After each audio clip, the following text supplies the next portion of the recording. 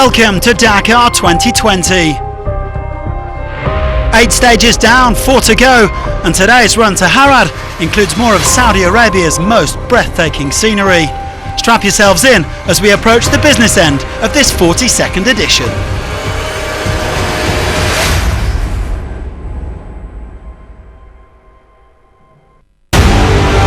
The rugged terrain of Saudi Arabia has been cruel these last few days.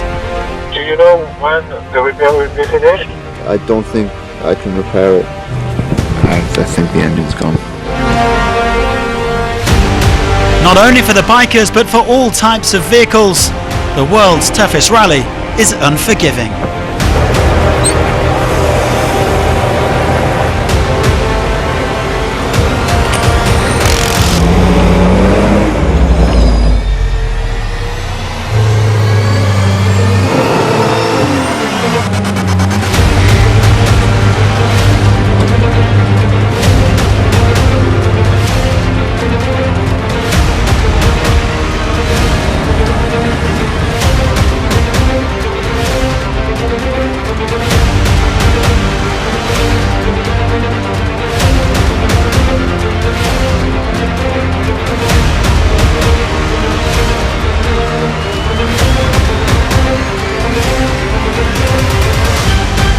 And then there's the heart-rending story of Mick Extance.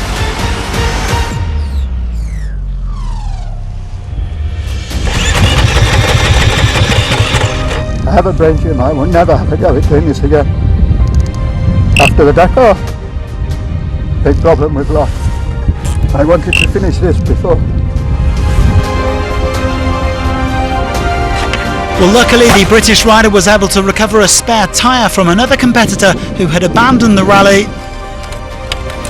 And with the help of locals, he was able to get going again in today's 9th stage.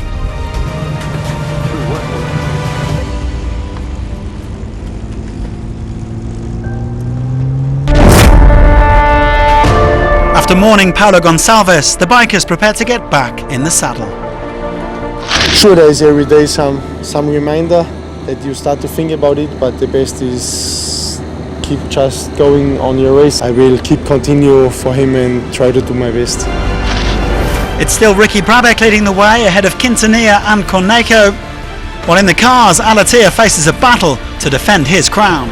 The 2 Mini against the Toyota, it will be not easy, so still we have 4 days. In the dunes, his favourite playground, the Qatari will be looking to close the gap on Carlos Sainz. The Spaniard has an advantage of 6 minutes and 40 seconds. There are over 250 vehicles still going as we head into the final third of the rally, but the finish line in Qiddiya is still a long way off.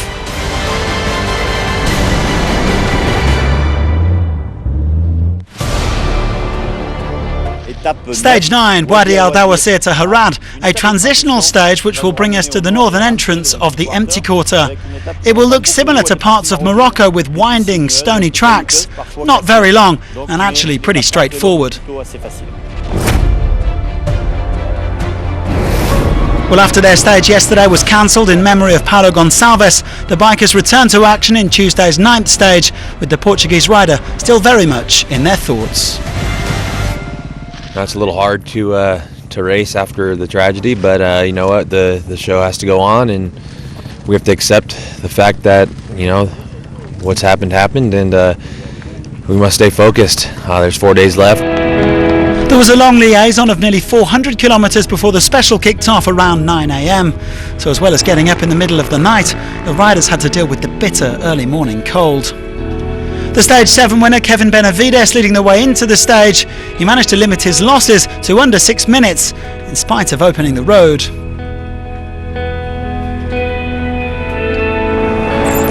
Now, Matthias Walkner's been struggling with illness in recent days, and the 2018 champion didn't find it easy to navigate through the broken stones in the early part of the stage.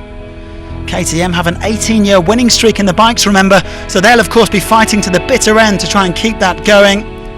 It wasn't a brilliant outing for the Austrian though. He lost around 8 minutes on a day when the gaps were tight. Martin Mitchek has been one of the revelations of this Dakar. The Czech motocross star's currently the top rookie, a whisker ahead of Jaume Betriu. 13th today and only 11 minutes down on the stage winner. It's been a tough old Dakar for Yamaha, who lost their French duo Adrien van Beveren and Xavier de Sultre during the first week.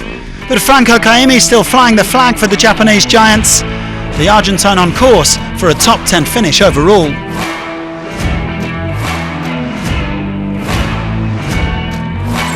Now it's been a rollercoaster ride for Ross Branch, who won stage 2 before crashes and mechanical problems in the following days.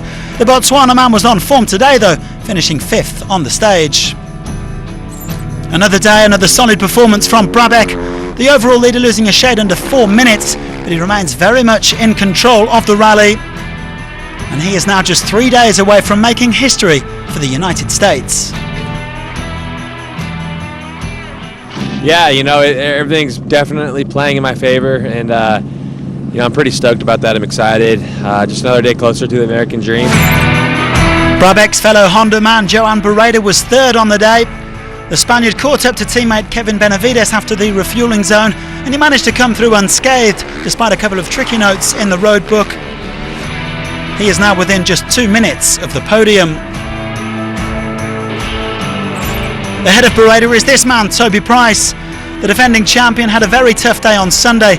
He was the man who came across Gonçalves after his crash, but he's determined to do his best in the final days of the rally.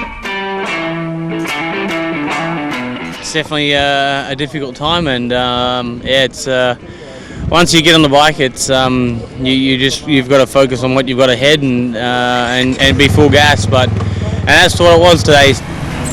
Well, the stage win went to Pablo Quintanilla. The Chilean had been planning to attack yesterday before the stage was ultimately cancelled, but he stuck to his original tactics. His first victory this year as he closed the gap on Brabec. It was a bit hard to find my rhythm at the start, but I felt better as the day went on and I was able to push. In the end, I won the stage and I'm obviously happy about that. And I would like to dedicate my stage win to Paulo.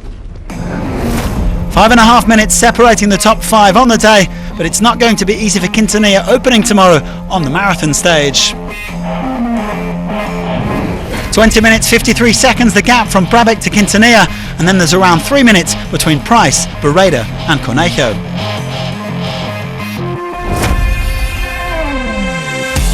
Ignacio Casali has led the quads category since day 1. He picked up his 4th stage win today by just 3 seconds from Giovanni Enrico. He now leads by 45 minutes overall and is on course for his 3rd Dakar victory.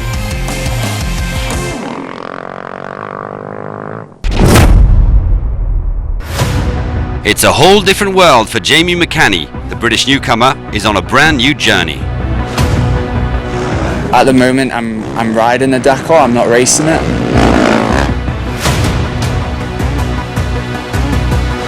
I've only done one rally before here, and that was 9 months ago. Before that, the Brit was a fine enduro rider in the prime of his career after conquering the World Junior title.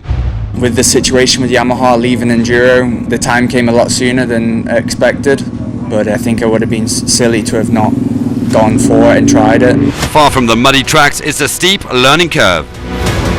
It's not just down to riding ability and going as fast as you can.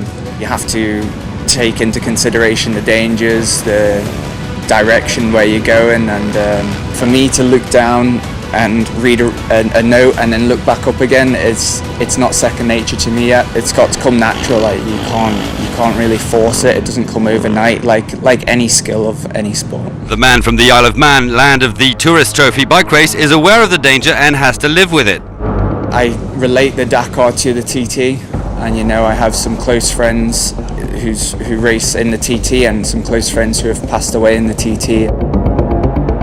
You do know the risk, you do know the consequences, and you know you have to ride within your limits. And you know, I think you can't get too emotionally attached to the race. You have to remind yourself every day the goal, the plan, and you know, the road book with the dangers it's your best friend out there. So you have to appreciate the desert. 21st overall and 3rd best rookie, he is slowly adapting, but the passion is already well present. It's the reason why we wake up at stupid o'clock in the morning and get on the bike every day. But it is still very early on, but you know, hopefully I can see a future in it. Buenos días. I'm looking forward to sand and carving with you today. Oh, nice. I like that.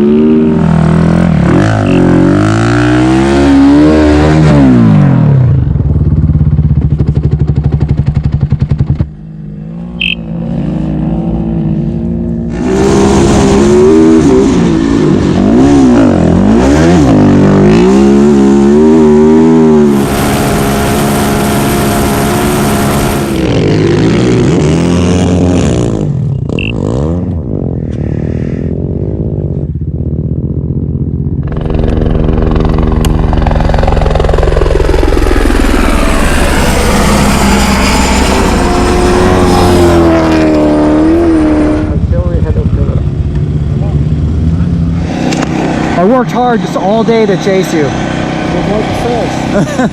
I'm quite slow.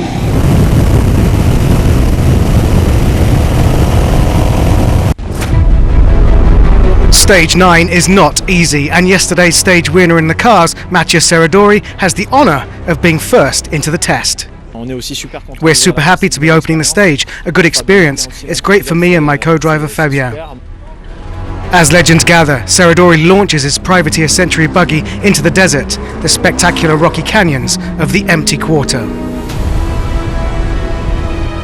A fleet of retro-looking Chinese diplomatic limousines are contesting the Dakar for the first time and currently lie in 2nd and 4th in the rookie class, 36th and 60th overall respectively. The team are the Lancel Racing Club and the vehicles are Chevrolet V8 powered Hongqi CA770s. They represent a spectacular sight through the desert on a diplomatic mission to put this new team on the global rally raid map.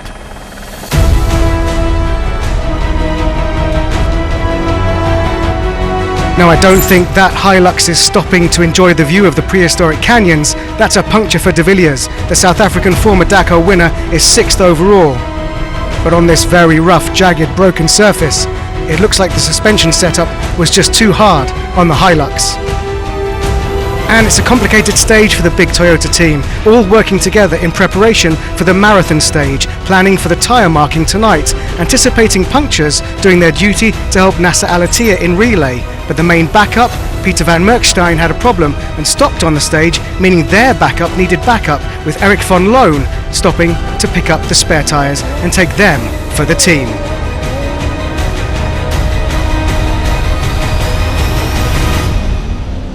And there's another Toyota in trouble. A soft roll for the French crew Ronan Chabot. The wheel ripped off, but the crew okay. No major problems for our most famous rookie today. Fernando Alonso having an entirely new type of rough, rocky ground to contend with, but it didn't prove a gravel trap for the racing driver, still a top 10 quickest time.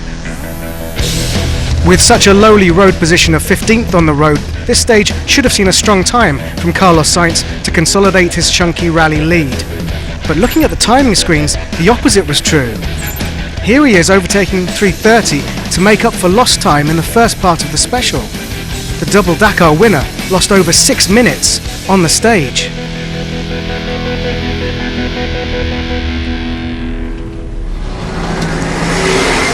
And there's a clue as to why.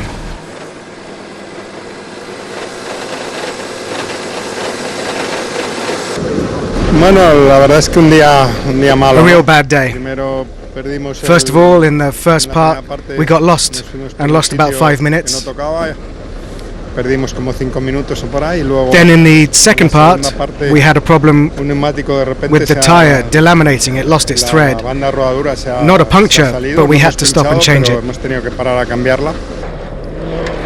Yassir Sayyidan in the top 3 stage times for the second time on this event. A real boost for the Saudi driver who lost a lot of time after rolling his car onto its side in yesterday's stage. With Carlos Sainz's problems, a perfect chance for Olympic marksman Nasser Al Attiyah to set his sights on the rally lead in his title defence, and this type of terrain is within the Qataris' wheelhouse. He kept up with Stefan Petterhansel's time the whole stage and destroyed the overall gap to Sainz. He and co-driver Mathieu Baumel are now only 24 seconds behind Sainz overall going into the last 3 stages. But it's still very much a 3-way fight. Here's Stefan Petterhansel, a master at playing the long game, and a great test today for the French legend. A 3rd stage win for this event. That's Monsieur Dakar's 79th Dakar stage win ever across his career on bikes and cars. It was a good special for us. We took off with the knife between our teeth. We tried to keep the same pace from start to finish. The first part was broken roads like we know from Morocco. Still, a lot of things can happen, and the marathon stage means no mechanical help. Another Dakar stage win for Petterhansel in the books, but such small margins. Al Attiyah only 15 seconds slower after 410 competitive kilometres. Carlos Sainz has led Dakar 2020 since stage 3, but his lead has never been as fragile as this. Just 24 seconds to reigning champion Nasser Al Attiyah. Onto the SSVs, where Casey Curry increased his overall advantage today, the American 3rd quickest in his Monster Energy Can-Am. Defending champion Chaleco Lopez losing a bit of ground. He finished around 8 minutes behind Curry, but remains 2nd overall. Sergei Karyakin just under 20 minutes further back in 3rd. Not the only Russian on the Dakar to be battling a Maz.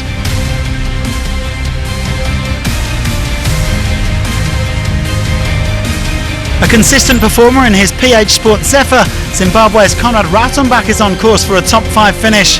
But once again, nobody could match the pace of the Red Bull OT3s. Blade Hildebrand taking his 2nd stage win ahead of teammate Mitchell Guthrie. The 2 Americans no doubt wondering what might have been after dropping into Dakar experience. Overall, it's their compatriot Curry who leads by 23 minutes and 37 seconds.